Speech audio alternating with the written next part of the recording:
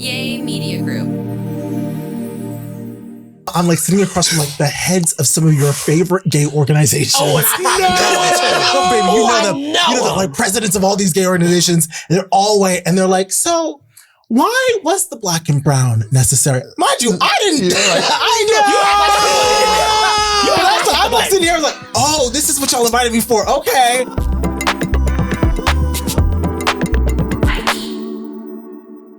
Hi, Queens. We're back with another Highkey. Oh my God, I cannot believe we are in person. I know. We have not been in person since November 2025. I know, we are entirely different people. I mean, honestly, are we? Yeah. We've been through a lot more trauma. Yeah. Okay, there's that little bit. Well, listen, I guess I feel like a different person though, because it's warm out, and like when the weather changes, yes, my soul changes, my spirit changes. Like I would actively go months without like reaching out to people or like responding to stuff or like hibernating. Yeah, hibernating because like we were robbed of that at some point in evolution. I don't know when humans decided to like stop just sleeping for like 3 or 4 months, but like capitalism did it. Yeah, take that away. Like that is the only thing that will ever make America great again, is if we start accepting we are like some ape creatures, make legal siestas. What is a siesta? It's like what basically every other country on the planet has. There's like a built-in time of the day where people are like, no, we're not working. Like you take a break. We have lunch breaks. Yeah.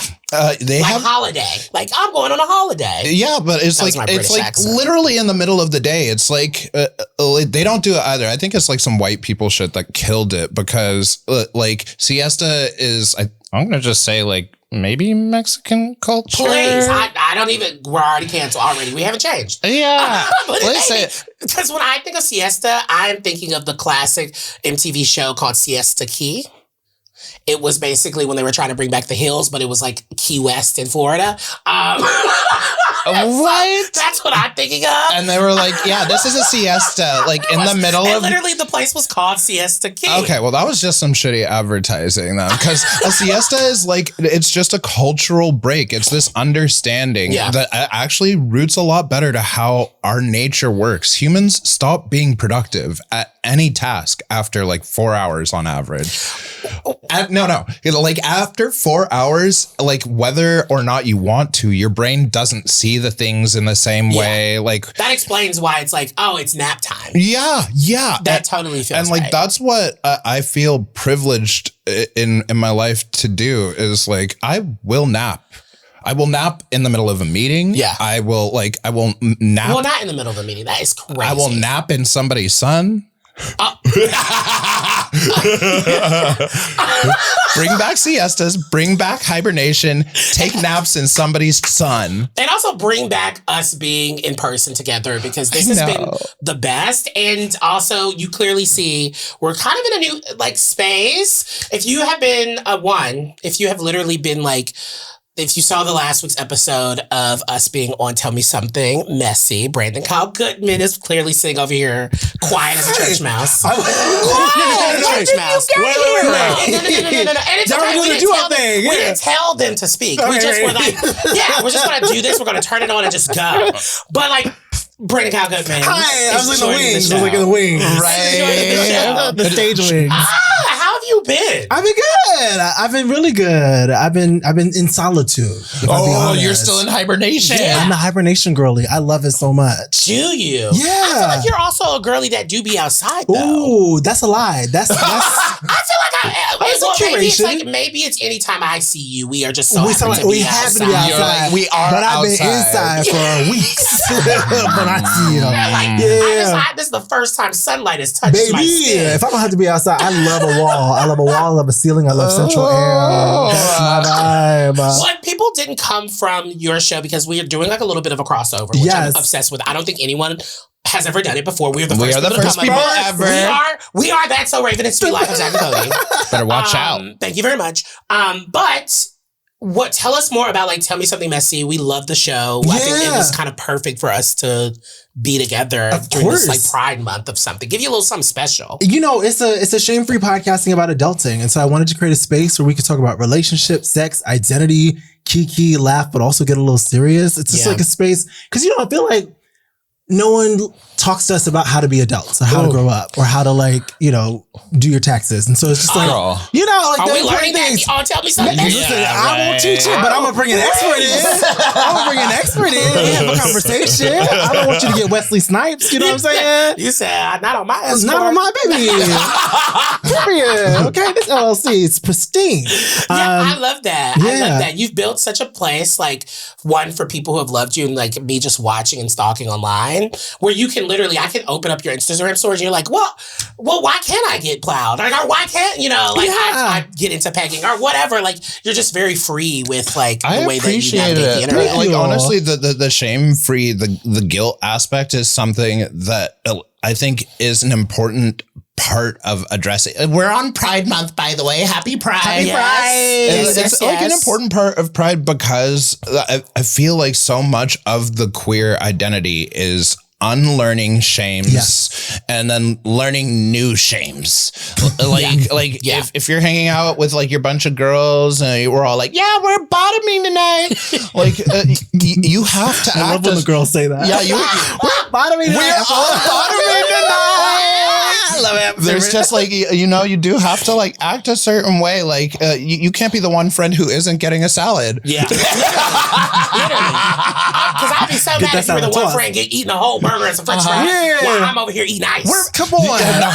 We're bottoming today. I'm painting tonight. I'm painting, please. I hope you're not. That's why we have this show. So you learn how to not paint. My God. No, but I'm kind of curious. Where did this this sort of removing of the guilt feels like a very important part of accepting messiness. Yeah. And as somebody who got messy thrusted upon them as a brand, I don't relate to it all. I'm curious, what do you feel guilt plays in acceptance and how's your journey with navigating this been? How's it been releasing your mess? I mean, guilt plays such a massive part of whether or not you accept yourself, right? It's what I think prevents people from accepting themselves is the guilt, is the shame. But then you start to realize it's not yours. The question that I wrote my book around was, who would I be if society never got its hands on me? And that question has saved my life over the last few years because I realized, all these chains that I'm carrying around don't belong to me. They belong to my community or to my mom or to family or to society. You should be like this. You got to be. And it's I want to just be free. And I want to figure out I get one chance to be here. Yeah. And I want to figure out what that is for me. And I want to enjoy it and not spend my time being ashamed of it. It's why the show is really about saying the quiet things out loud. It's even when we're talking about sex or queer sex, people want to duck. They're talk about quiet things. It's there's nothing to be ashamed of here.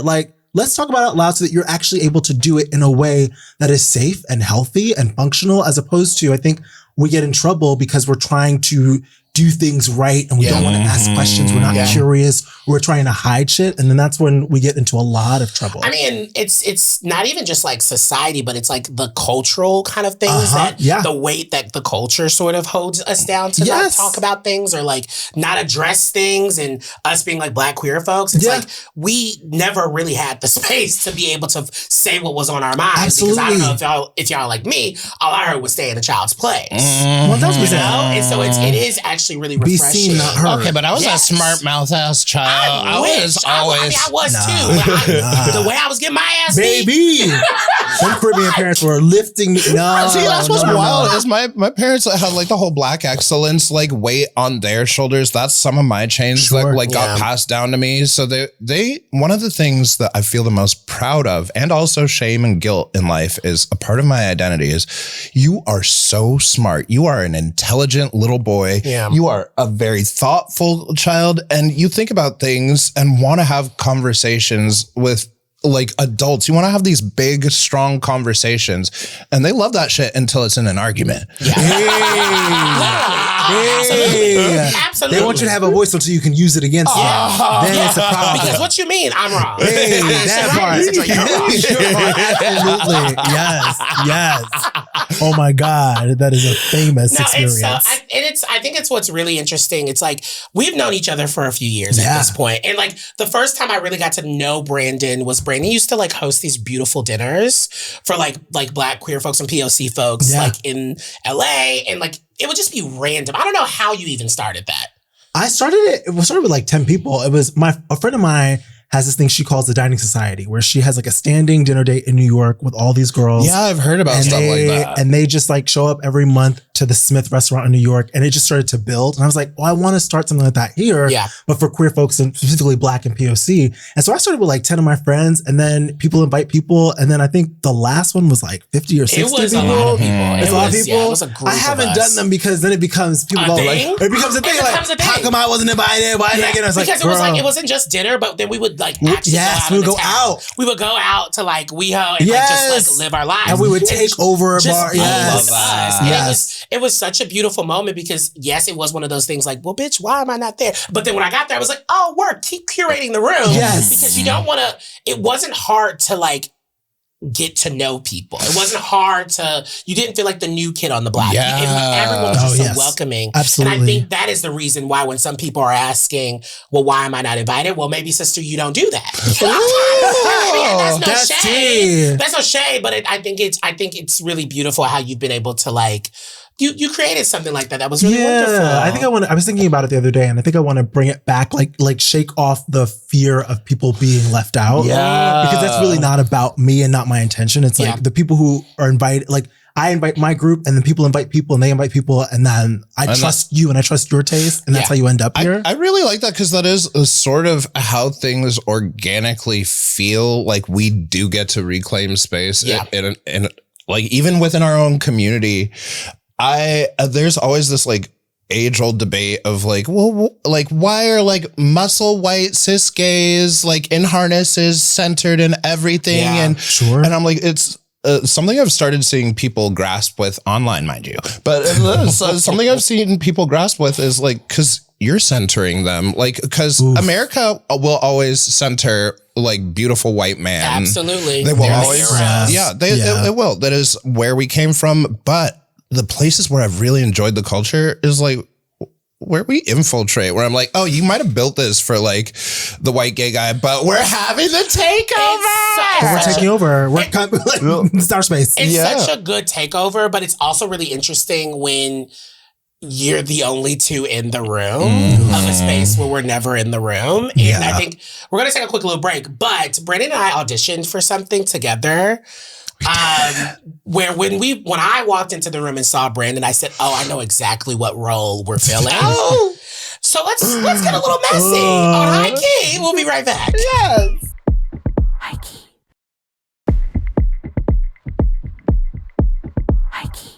Okay, so we're back.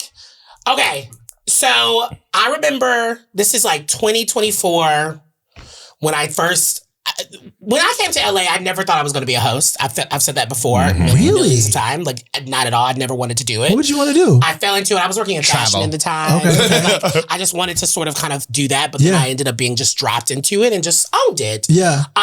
But I said once I was going to take it completely serious, one of the places I really wanted to go was this incredible network. Yeah. That is like all about fashion, all about entertainment, pop culture. If you know, you know. And I got an audition to go to like, they were sort of trying to bring back Fashion Police, and it was like really interesting. And it's mind you, also my first audition. I've never auditioned for anything. That was your first audition? My first audition. Wow. First audition. I've never done anything. And so I knew there were other people going, and I walk into the green room area, and I immediately calm. A sense of like calm just comes over me because I see Brandon. And I'm like, work. We're in the sea of these white people. And like Violet Chachki was there. Oh, you had a lot of drag queens. A lot of the drag queens girls were there. That would bring me so much uncalm. I bet. Walk in and see all the drag bitches and be like, oh, I already know what they're looking for. There were roles. It was so clear. Literally. When I saw Brandon, I was like, it was a sense of calm, but I also knew, one, we were never going to audition together. We were never going to audition together, and there was only one spot for us if we made it. And I never got to talk to you about that process because I wanted to know. Yeah, please. One, how was that process for you? And did you feel a similar thing when you saw me walk in the room? You know what? That audition was actually the best one that I ever had because I didn't care. And like, and not in a flippant way, but in a, I don't want these auditions are always so anxiety ridden. And I was like, I'm going to be centered. I'm going to be calm and I'm going to be kind. And I'm gonna just be like the chill one. I had lollipops. I was handing out lollipops. I was just like, like they are not going to turn me against anyone here, or like we're not going to be in this like tense fishbowl. Yeah. So it was actually a great audition process for me. Also, I didn't think I was qualified for it.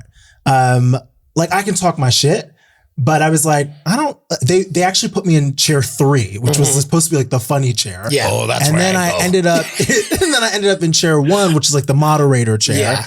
And so by the end of that day, then they brought me back to continue in that space. I tried both of those chairs too. Okay, yeah. They majority had me in moderator 1. Like I was like Whoopi Goldberg, and then they like would bring me back into like they would try me in both. Yeah, they would try me in both because they were trying to see which black queer actually like who's gonna pull it out. Oh, okay, are you gonna be funny? Funny? I'm gonna be bitchy like La Roche, and it was so interesting because it wasn't. I think for me, I also came into the space not really knowing what it was going to be. Like I said, I had never auditioned, but it was really interesting. Ultimately, like we got to like the final stage and we just knew. We just were like, it's either going to be you or me. Yes. And it sucks that it couldn't have been both. Well, that's what Blakely was also in that audition. And I was like, you, me, and Blakely Blakely was also there. I was like, you, me, and Blakely as a panel would have been absurd. Killer. It would have been wild. But it's like, but that was also, and I don't know how you feel about this, but that was also like my tension is that ultimately like trying to navigate white people's humor is always a bit of a uphill battle with me. Whereas once I'm with my people, like it's but then that becomes too one way for the network. White people humor is bringing up like 2002 Hillary Duff, Lindsay Lohan. Like you have to be able to like talk about like MTV shows at the drop of a hat or make some obscure reference about Easy A. Yes. Well, see, I feel like that's where I developed my own personal sense of humor is like my whole fucking life is code switching back and forth between all these different pockets of people that made the identity who I am. Sure. Yeah. And I felt like an outsider everywhere. I felt that like imposter syndrome that I've talked about a lot. Yeah. And the way I started being able to be fine with it, I've been thinking this so much recently and I'm really scared to say it out loud, but I think so much of my identity is the rap battle scene in 8 Mile. I think so much of my identity is Rabbit being like, yeah, my mom's a faggot and she ate my spaghetti and I'm poor as fuck and I'm not even ready. And the other guy being like, because that's how I like found myself was by being like, you know what? In the trenches. Well, in the trenches, like knowing that there is going to be a part of me that doesn't belong in any room I'm in that like doesn't belong. And so if I can make fun of it, girl, like if I can make the joke first and if I can make it clear that I am an uncomfortable presence for people, I force you to see how boring your life is. That's right. That's right. I think that there's such power in what you're saying, but then there's also like this unspoken uncomfortableness when you are trying to like mold yourself into a space that might not be for you or a space that you realize over time that you don't want. And so I wonder, did you, because you're not ultimately there anymore. No. How did you feel when they like, you know what? cut the cord? The truth is the show that they cast me for is a different show than what it became. Yeah. Like when we got cast for a fashion show, which I felt very comfortable in and I had my role. And then as they took a year to develop it. Yeah. So we were sitting for a year and they brought me and the original host back in and they need to find 2 new hosts. And at that point it became a different show. Yeah. And so they wanted like a straight man on the show. They did. All of a sudden, they did. And they ended up getting one. And they got one, which he was wonderful. But then it was just like, oh, this is like a soundbitey show. And I'm not a soundbitey girl in that way. Like I'm an opinions girl. And they also didn't know what position to play me anymore, which I felt like they were like, okay, you're going to do this. You're going to do this. And they truly like didn't say anything to me. And so the whole season was me trying to figure out where I fit in and what my role was. And it was just never comfortable. I loved my co-hosts, but like, and everyone was nice enough, but it was just like, no one knew what to tell me to do. Yeah. And I was like, this is not my space. Yeah. And once they let you go, yeah. they actually called me back to audition. Yeah. They were like, hey, girl, we've got a new brown spot. Literally. I was like, bitch, you know they trying to just like swap us out. They trying to swipe out, of course, Like I was fucking like the girl that on the fucking Family Matters that went up the stairs. Like, you were the daughter that went up the stairs. Judy, and then you know, like, and so it was like, I went back to audition. And Monet Exchange was there. You're like, And I was sort of like, oh, okay. Either they're going to just like, either go with like pure talent and just like let me sort of like grow within the space, or they're going to pick someone with like the numbers and all the things that kind of go into in the name. Draw this out. And I sort of felt the same thing around like what the show had turned into and what they were looking for. And I was like, I can provide that, but it's like, you're already sort of capping me if you're not going to sort of do, you know, look at me through a lens that's not someone that has like 700,000 followers. Because at this point where the industry is, like, if you don't have 1 million fucking followers or more, they're not like really giving you the opportunity like they were in like fucking like the golden age of Hollywood. Yes, you know. And Monet is great in the show. When I saw she got, I was like, duh, makes perfect sense. Yeah, she's great. She's wonderful in the show. She's great in everything. She's incredible.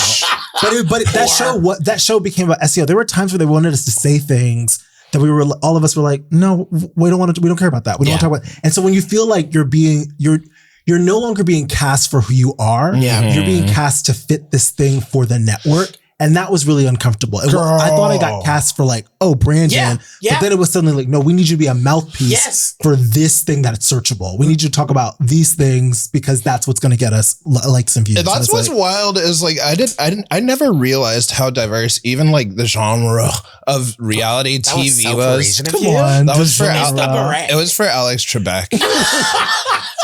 Rest in peace, King. We love you. It's I forgot what we were talking about. I started thinking about Alex Trebek. I'm sorry. You said I'm bored. No, I wasn't. But I think you said you have such a different perspective of like the way that you entered into like fame was you being praised for all of this, right? Like people knew what to like get from you. It's not like you had to like go into a new space and sort of like prove it in some ways. I mean, that's exactly what that whole process was. And true. It wasn't even my first time doing it. Like what's crazy for me is the way I would write my life story is the cycle of like repeating sort of feelings or opportunities or influences, where I do kind of the same things I was doing before, like my Drag Race trajectory, all of that being the weirdo, like exactly mimics my trajectory in the Denver scene within itself, where I went for like the biggest competition that was available. I did not get it the first couple of times. I didn't even get in, but I worked really hard. And then I won it while also only winning one challenge and going against a really popular girl. That's right. Suck it. Because of my artistry. She was wrong. Which honestly is low-key the best way to win something, is like when everyone is like, bitch, you weren't rooting for me this entire time. I actually had to prove all of you wrong. Yeah. That was like, it is what is so satisfying. Yeah. I think in that whole experience though, is like, girl, we understand something specifically about so many rooms you walk in, you are going to be competing with absolutely somebody else who they want to flatten your identity down to. And like, I've stopped like beating myself up over not going to be the like sassy stereotype they want to stick me in, because all I really have is the fact that if I wanted to, I could play that game so hardcore and then pull the handkerchief out and be like, oh, look at the nightmare you hired. Like, girl, it's all a game. And it is so much more refreshing to like be able to call out the joke with people. Yeah. And then also ride the fucking like opportunities you get like take the opportunities that are available, switch the code every now and then. Well, that's what I'm saying, because we need jobs. We gotta pay bills. And then pull the handkerchief. It's rough though. Like that's why I'm like, I know what it feels like for a show to like be basically over and there's no response. Like you're just done. Yeah. And it's like, okay, well then where's the next thing gonna come? Like how do you navigate sort of what this like our lives are in this industry essentially? I always have a lot of pots on the stove. Yeah. Like because I think that the industry is fickle, and so something's always going to get pulled. Mm-hmm. So it's like, I have a podcast, I have a book, I have, a stage show. Like, I mean, you were also in Yvie's like favorite show, Big Mouth. Oh yeah. Come on, period. Yvie got me to watch Big Mouth. Oh my God, it's so I watched good. Human Resources and was like obsessed. The best show ever. So good. But no, I think that's the thing. Like when it becomes your world or the only thing, then it becomes a little harder when it goes away.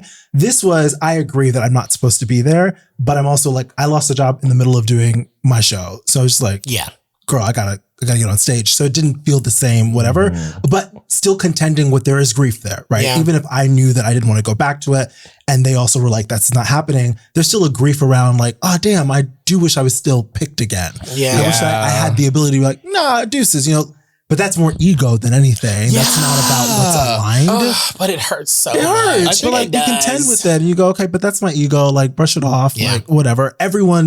Every great person that we look up to has lost something major, has gotten fired, has quit or whatever, and they've still become legends. So it's just part of the story. And then they also probably got to experience like the being seen as a legend, being told they were a legend, and then fighting with that within themselves. Like that's what's crazy, is that the ego doesn't stop once you get something. Like you can chase your entire like childhood dreams. You can have them come true and realize you're still hungry for more. That's why we have billionaires as humans. Like don't really have an easy turn off switch for like, but I deserve one more shot. That's why they're greedy. That's why I need to watch the Tina documentary. That documentary will get you right together, because she loses everything, she builds it back up, and then she says enough. Yeah. Like moves with her man to Sweden and says enough. Hot. And I think about like, obviously we are in our month where we're like,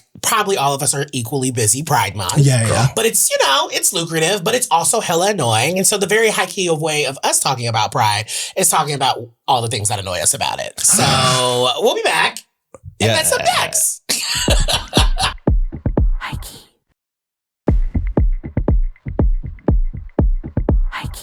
Okay, so we're back. All right, we have to talk about Pride. We were talking about it on your show. Yeah. And it's so interesting. I think we got to really talk about, if you haven't watched the episode, do it. You should. We were just talking about chosen family and all the beautiful things that come with it, and like finding your choose your own adventure. But also there are a lot of things about Pride that hella annoy me. Tell me. Well, actually, I want us to all name one thing about Pride that annoys us, if we can think about it. The fashion. Now, I mean, the rainbow is like actually the worst. Why? Honestly, it was homophobic for whoever picked that flag. Off of that alone. It was just supposed to be a flag, though. That's the thing. Flags are all hideous. There is no good flag. Yeah. But it's including like, ours. it started off hideous with like beautiful intentions. Like it was made by a bunch of hippies. They were like, yeah, red is the color of soil, that's blood. And then green is for the trees and purple is for like, I guess I didn't know that. I thought it was like a sort of like the handkerchief thing, where if like if you wear a yellow bandana, that means you want to get peed on. I mean, no, that's why that was specifically I literally thought that. Just for the gay men, though, because if the gay men were the only ones responsible for the pride flag, that is exactly what it would mean. The yellow handkerchief means once it started to hold its weight, it was like, oh, we actually need to add black people into this. Yeah, exactly. Well, that's what's kind of wild about it, is like when we started changing the flag within my lifetime, a part of me was like, girl, why? Those colors were already in there in my soul. But then I'm like, well, if they did get to have all their like weird hippie colors for all the bullshit that none of these ugly ass like rainbow wearing jumpsuits from Target ass shit is like reflecting,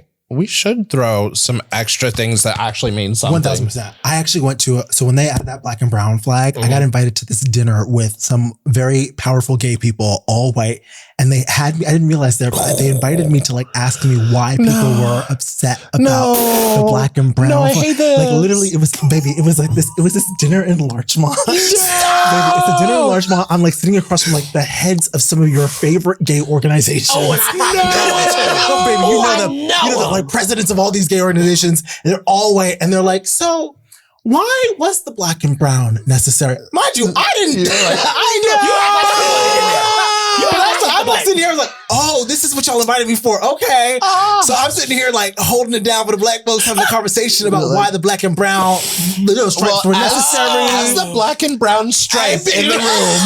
As a representative of the black and brown across the world, you know, it was, I was like, no, this is crazy. Why would y'all do this? But that's why I always get it's so interesting when we have these larger conversations, especially like straight black people, where they're always like, when they talk about gay people, it feels like they're only talking about white gay people and not realizing that us as black queers are also experiencing that trickle down racism that we are all like having to navigate in our spaces. Yeah, but that's exactly the thing is, I feel like there is attachment, like at least with black people, there's this attachment that gayness is a white thing. So like it is as shameful to be a faggot, a sissy, a cocksucker as it is to be a Carlton motherfucker.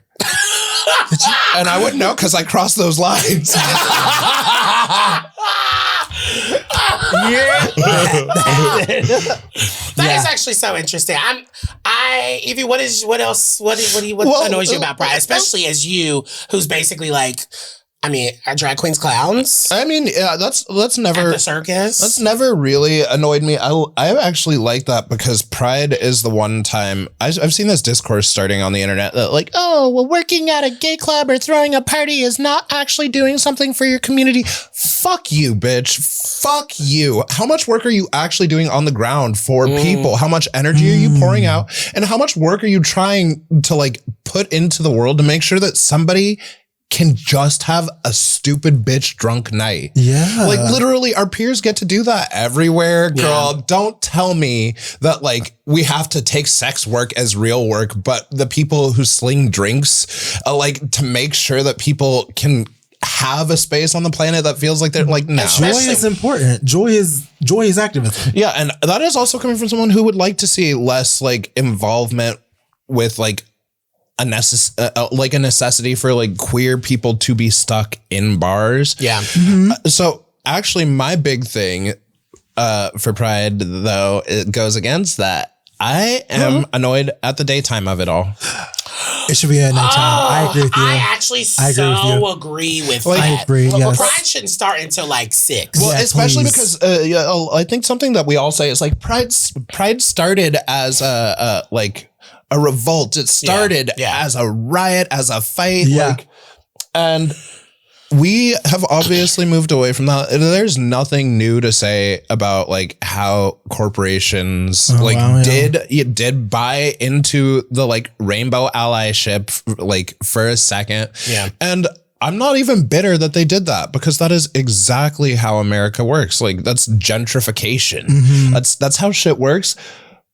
I think if we want to be the pissed off, beautiful queer people that we are, if we want to be the radical people we are, girl, why are we trying to take back the daytimes? Of course, the straight people are going to be mad about their children. Like, we should be those annoying neighbors you have who throw a rager and you're like, oh, but city ordinances. And we're like, it's Pride. I don't care.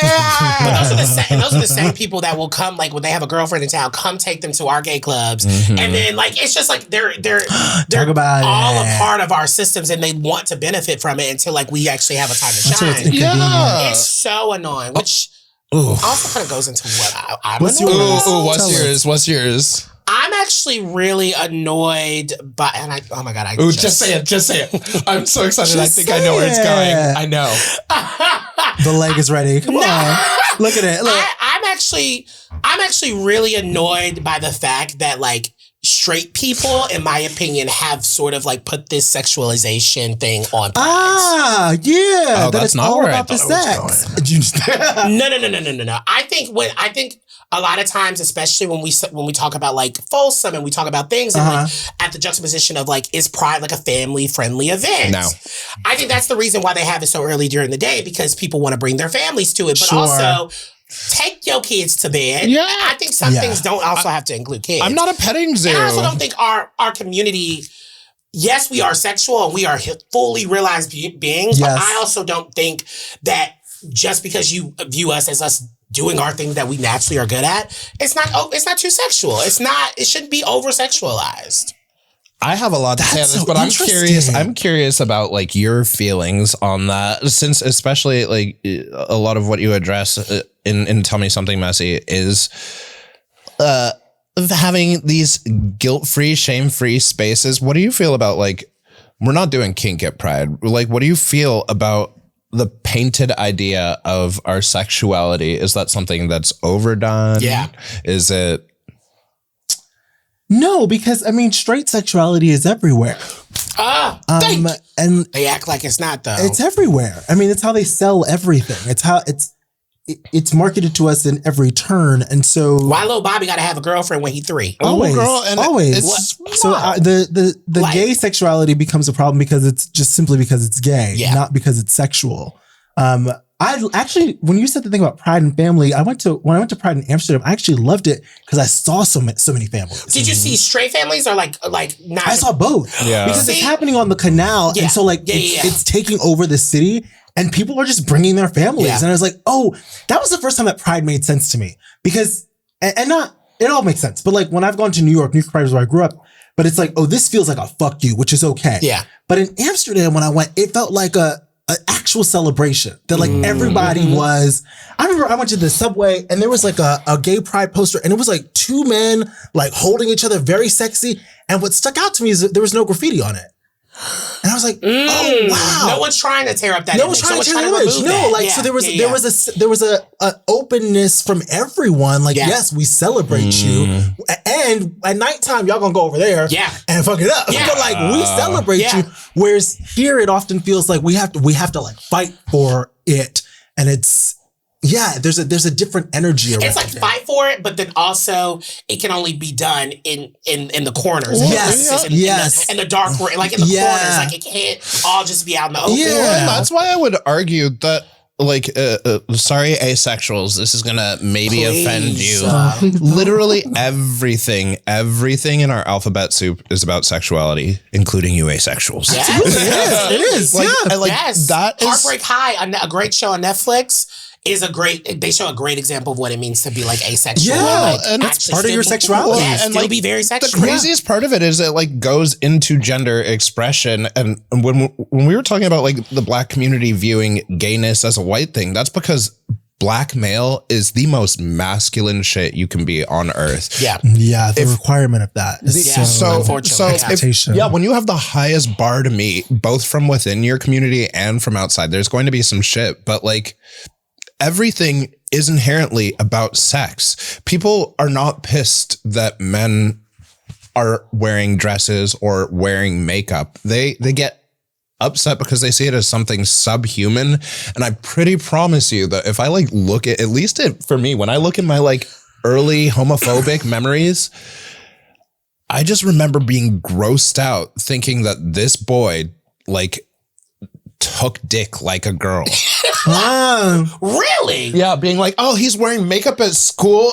He probably takes. But you know what the real disgust is that they're probably attracted to it. Yeah, like it's like you actually are interested in some version of that, whether it's wearing the dress or taking the dick. But like you see somebody doing it, and instead of going, oh, I wonder if I want to do that too. Yeah, you instead go, that's disgusting. That's shame. Actually, and that's why I don't think it's like bad to be inherently sexual. And I don't think everyone should be like me and like America apparently, and just be like, yeah, fuck you guys. We're gonna be fucking on the streets because it's our right. Yeah, there needs to be a time and place. There needs to be a time, but that's also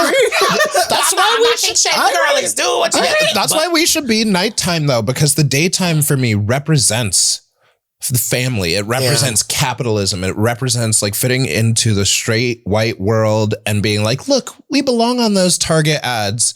Like, if you really want to be a rioter, we deserve to be the crisscross dressers walking up and down the streets, making too much noise at night in your bright colors, fucking as much as you want to, because the kids should be in bed, except for those badass future queer kids who are going to sneak out to see some stuff. If you really think about it, the people that have been credited of like making Pride a riot all had nightlives. They actually thrived. That's where they actually like brought everyone together. And so I also think before we wrap this up, I also think it also sort of connects in a way to like how people react to like pronouns. And I think there's a misunderstanding around it. Like they obviously think like straight people, I feel like I had this experience this past weekend where at first I was hesitant. I was around a group of like Black folks from Chicago, majority of them queer, but Black queer from Chicago is a completely different thing. And then there was like Black women that were also there, like cishet Black women. Yeah. And I, like on the second day of the trip, I finally like told everyone my pronouns were they, he. Yeah. And everyone didn't really know how to react. They're like everyone was kind of like, oh, are you? Like, I think they thought it was a joke at first. And then they were like, oh, wait, are you actually non-binary? And I was like, yeah. And they were like, oh, please, like, what are your pronouns? And it was one of those things where some people had made an initial joke about, like, especially when folks started to use they, them. And I realized very quickly, like, oh, you know, the power of me being in a space that isn't like, I feel like most queer spaces that I occupy are like sort of academic queer spaces where you have to say the right thing, do the right thing. And like, if you don't, you're immediately getting canceled. That's not real life. If I'm hanging at home with my family, somebody has to be in the room to sort of like low-key have to take the jokes and then also educate in a very like ground, like floor sort of way. And a very not online, not Twitter, like, well, actually. Absolutely. Yes. And I realized like that is just inherently, it's actually really important to experience like both of those things, but it's really important to experience a space where it's just like, oh, I got to watch people in real time actually sort of flip their perspective. That's the only way to do it, because it's through people who you know that you're going to flip your perspective. Yeah. I wasn't sure though. Yeah. Especially because Black people be hard on each other. So I wasn't sure. I was like, oh. I'm they. You had a similar experience. Like, have you like? We're non-binary baddies. Yeah. What does pronouns mean to you? And because I think it also goes along for me of what queer means for me and why I identify with the language of queer instead of gay. I love the language of queer over gay. You know, it's changed. Like for me, I was identifying as they, he, and then I was just doing they, them because I felt like there was an importance in being visible with that and just like having anyone like know that I'm non-binary because they might be as well. And then I did my show in New York, Ho Church, and I ran into Esco. They're a fantastic actor. They were on Dying for Sex. And Jay Harrison Gee, Tony Award winner. Love. And we had this conversation after, and Esco was like, if you see me as a she, a him, a her, a they, that's on you. I'm Esco. And we had this whole conversation about like pronouns and how it was like, I don't like, it doesn't like, not that it doesn't matter, but ultimately Esco is who I am. Brandon is who I am. Jay Harrison Gee is who I am. And so however you want to see me, receive it. If you want to see me as which was relieving because I was like, I'm tired of fighting or correcting. I'm bored by that. So I'm kind of in a space where I'm like, I'm Brandon. This is just who I am. That's who I am. I use they, he, she, her, any pronoun said with respect.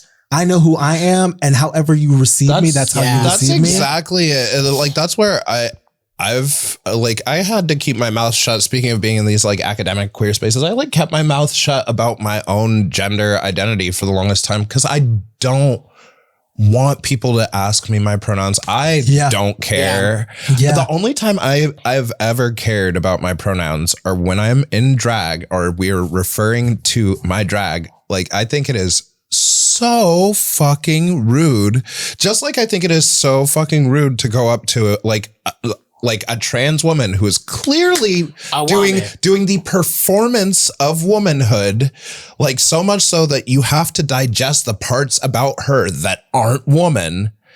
I think it's rude to just like not give somebody that respect. And if they like correct you and are like, no, actually I'm a they, he, then stop talking to them. I agree with I agree with what you're saying, Brandon, in the sense of like, I'm just who I am. Yeah. But I think there's a power for me, going back to my point around like using the language queer and gay. Yeah. Because gay for me has always been owned by cis white people. Yeah, sure. And queerness and identifying with the language is queer, yes, it's a catch-all, but I also believe that it's also a word that allows for nuance. Yeah. And I live in that nuance. Absolutely. As a black You're in between queer that. person, as a fat black queer person, Yeah. that intersection is like queer just represents that. Yeah. And I think it allows me to decolonize my brain Of course. in queer spaces and like in gay spaces and in like non-gay spaces of being like, oh, this is who I am, fully me, 100%. Yes. And I love to use it all because of our ancestors, right? Because you're right. Like in our capitalistic world, the white gays own this thing or whatever it is. But there were so many of our ancestors who were absolutely gay and couldn't be or weren't allowed to be. And so it's like, I'm going to say gay, I'm going to say queer, I'm going to say gay, that. I'm going to say it all because the freedom is we get to express ourselves how we feel, how we see fit. Which is why I do think queer is the fiercest word. Like, everybody gets to choose whatever the fuck they want to identify as. In my rude ass house, I will always call y'all a bunch of queers. At the end of the day, that's what we are. Yeah, like, oh, you chose to be in your soul. You chose this. Yes. You chose to be unnormal. You chose to accept some part of yourself. And I wouldn't want it any other way. Maybe that's the difference between gay and queer. Like queer, there's like, and I wonder if there's like an acceptance. Like gay is, I'm gay. I didn't choose that. That is what it is. But queer is like, I'm stepping into this. Queer is the gayness you chose. It's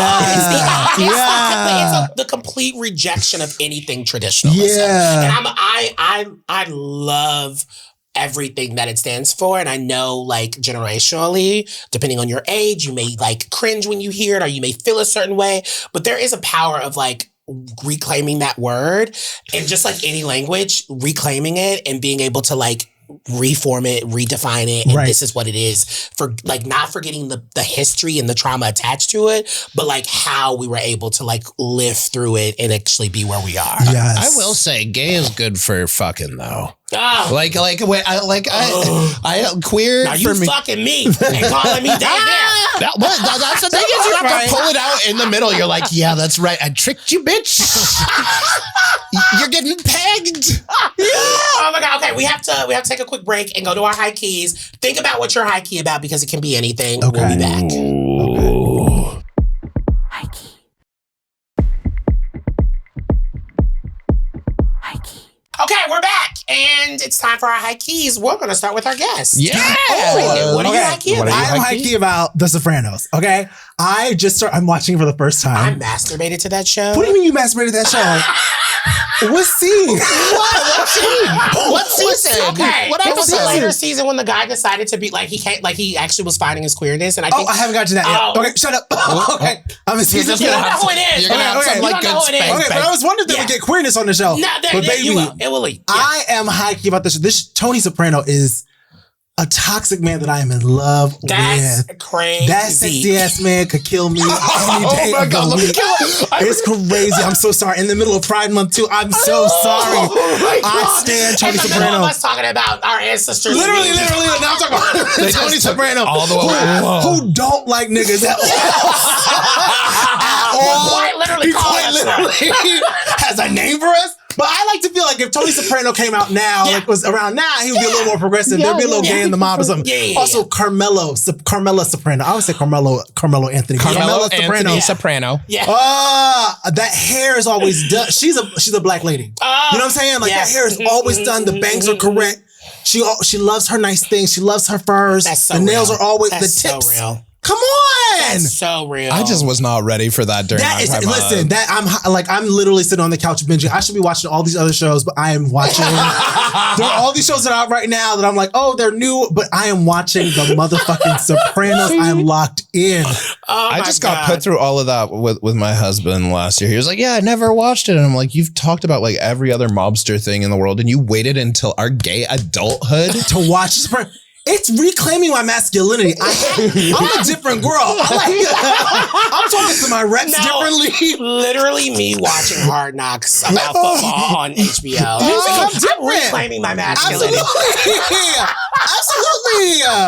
I'm talking to people different now. Because like, who you playing with? Okay. That Highkey. Yeah. Wow. Yvie, what are you Highkey about? God damn, that just like wiped my mind.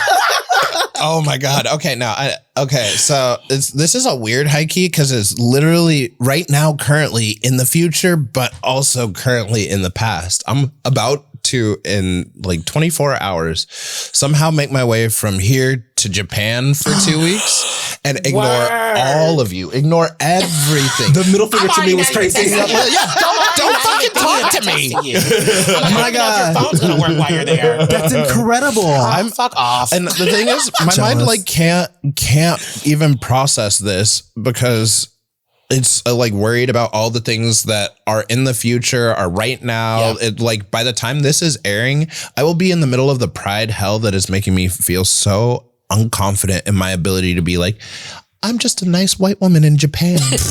I'm getting in touch with somebody else's spiritual roots. A nice white woman in Japan is complete. I don't have face tattoos. So I'm high key looking forward to like trying to eat, pray, love myself for fucking 2 weeks and remember that incredible. Everything is not jobs and drag and rainbow. Yeah. What about you, Ray? What are you high-key about? You know, I was going to be like, do something that I'm high-key negative about in my brain right now, but I'm going to flip it and say, I'm actually really high-key about this moment right here. Oh! I think it's just really special, the fact that we are like, one, we don't get to see each other in person often, and then two, I don't get to see you in person often. Know. And so like, this idea that you like present, like you came up with and just was like, it's perfect and it's literally made my entire fucking day. Oh. So I'm so high-key about this moment and just high-key about more of our shows because our shows are great and doing the work. You know what I mean? Yes. So we need more of us. Tell me something messy, high-key. Yes.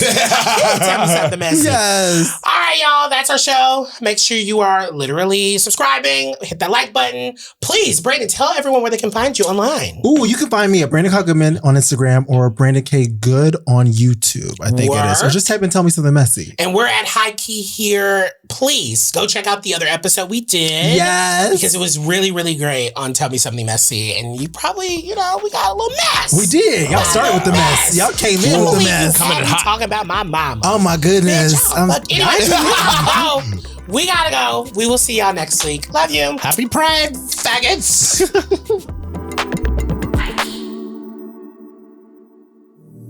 Yay Media Group.